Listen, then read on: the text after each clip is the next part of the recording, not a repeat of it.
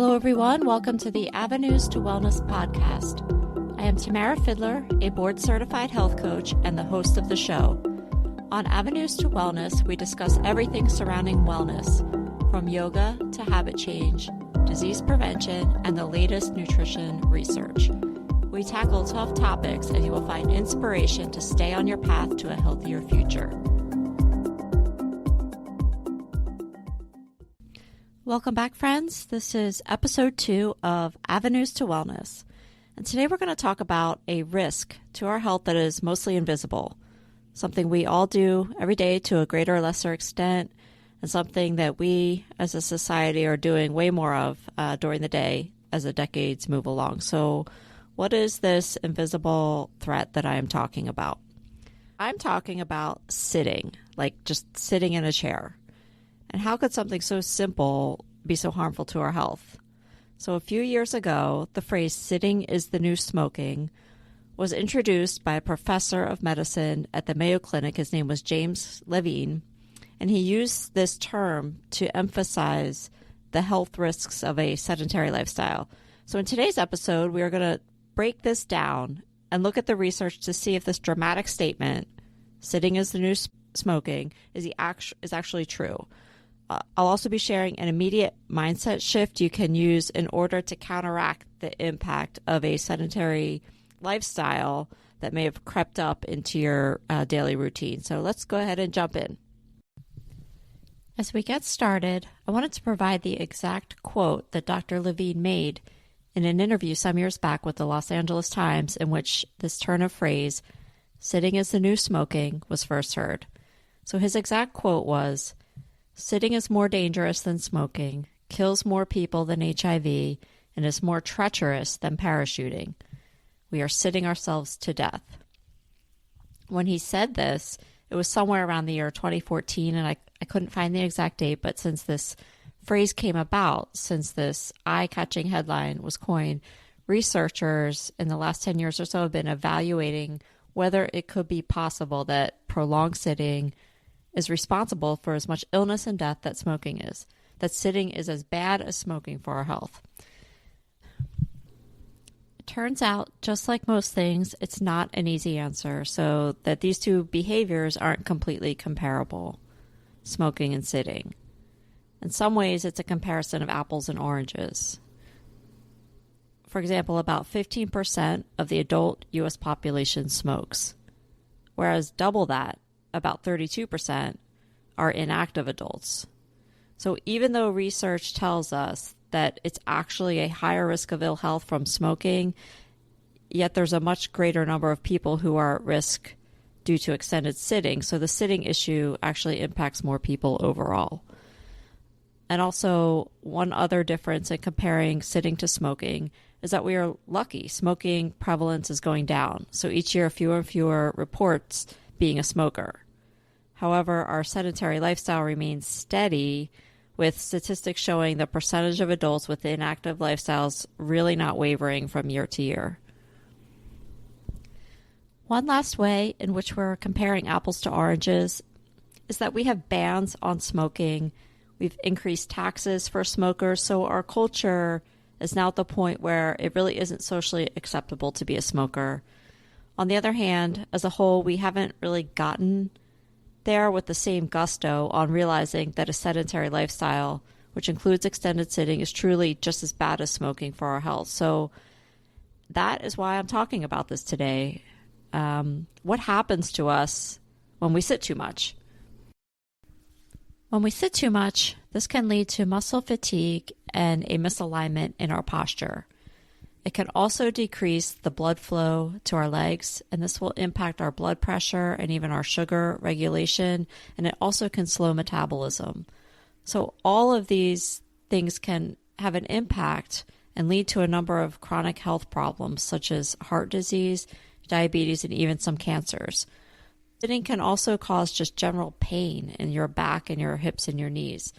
I'm a computer programmer, so I have definitely experienced the postural misalignment and pain in my hips from prolonged sitting, and not directly related to this discussion, but you can add eye strain to the mix if you're looking at computer screens for too long.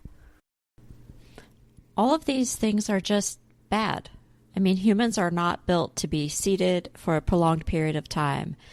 Yet we're in the process of building up our world as if this is the case. I mean, if you ask any kindergarten teacher if the kids like to stay in the same seat for hours on end, I mean, I think you'll know the answer. It's silly. And as we get older, we as humans, we really don't change that much to justify the level of sitting that we're doing as adults. So it isn't just the leisure activities of TV and movie watching or just sitting and staring at your iPhones. It's actually happening in our jobs too, mostly. I promised at the beginning I was going to be sharing a mindset shift that could help you avoid some of the snares we have to lead us towards a sedentary lifestyle. But before I do that, I do have a list of actions you can incorporate immediately to begin where you are, no matter how much sitting you are doing. So the first tip is every 30 minutes, just get up and do something. It can be a glass of water, water the plants, just get up and stretch or move. And sometimes this can be referred to as an activity snack. And so you can search up or Google activity snack and see what I mean. They're quick bursts of movements that can sometimes be done by your chair. To make a difference, the bar can be actually very low. You don't have to run 5 miles during lunch. You could just simply walk to the mailbox, and this is sufficient to get some activity and movement throughout your day. The next tip is, and it's kind of along the same lines, is to begin placing a higher value on non-exercise activities. You know, things like yard work, cleaning, cooking, shopping, or even just playing some kind of an instrument. And there's actually a fancy name for this. It's called NEAT. So that's non-exercise activity thermogenesis. But sometimes we undervalue these just movements throughout the day. We think we have to like go out and, we think it's one or the other, exercise or sitting. But really there's all this movement we can be doing in between. And I invite you to think about that as, a middle way. And now finally, now that I've talked about some tips, I'm going to talk about what I believe is the most important shift we can make to do less sitting. And that is to see yourself as being the kind of person who moves. And so what do I mean by this? You have to believe that you are the type of person who has an active lifestyle such that you don't sit for long periods of time. So if you begin seeing yourself this way, then your daily activities will likely come into alignment with this. You have to be the kind of person who moves, or else all these little tips and tricks simply won't work and you won't incorporate them. You have to believe that about yourself. So I'm not going to suggest that you do 100 burpees on your lunch break or plank for 2 minutes every 30 minutes. That is just so specific. And the thing is, if you make this mindset shift, it is going to manifest differently for each and every one of us. Some of us may incorporate more trips to get a glass of water throughout the day, or some of us may find a new walking path in our neighborhood. But whatever it is, it will look unique to your life. So when we think about the term sitting is the new smoking, in order to counteract this unfortunate trend, it has to be a conscious, deliberate shift. Because our whole system right now, from driving to work, and then we sit at work, and then we watch TV, there's new technology, gaming, all of this is set up for us to be passive and sedentary. So we have to go against the grain and see ourselves as someone who is active and moves daily. And I did not come up with this concept on my own. I am borrowing this concept from Atomic Habits. It's written by James Clear, and he suggests that lasting habit change comes from an intrinsic identity shift where you begin to see yourself as someone who has incorporated the new habit rather than someone who simply wants to incorporate the new habit. So it takes practice, but this is what I wanted to share with you today. And by the way, this concept can be applied to any habit change you wish to make, but today we're talking about sitting less and getting more movement.